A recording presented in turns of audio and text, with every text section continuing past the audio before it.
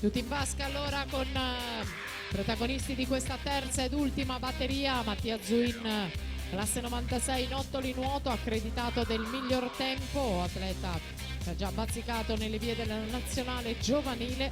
Cristian Ferraro lo ritroviamo dopo i 200 misti in corsia 3 e dice presente, risponde presente in quinta corsia Federico Colbertaldo, tra i più grandi atleti del mezzofondo azzurro, della storia del mezzofondo azzurro, stato medagliato ai campionati del mondo, pluricampione europeo nonché primatista europeo con la partecipazione ai giochi olimpici.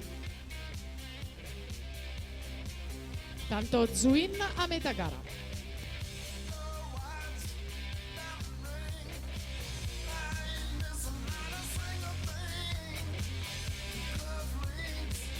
Zuin è stato argento con la 4x200 agli Europei Juniores 2014, ha vinto 2 ori e un argento in Coppa Komen nel 2012, campione italiano giovanile in carica di specialità in 1,46 e 35. Vediamo il passaggio ai tre quarti, Zuin, Colbertaldo che risale in seconda posizione, poi Franceschini.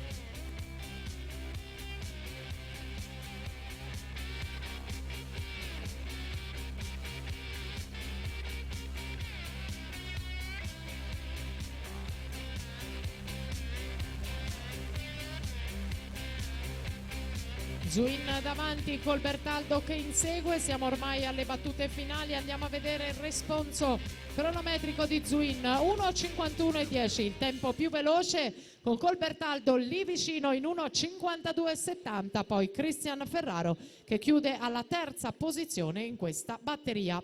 Andiamo velocemente a scorrere le finaliste e i finalisti.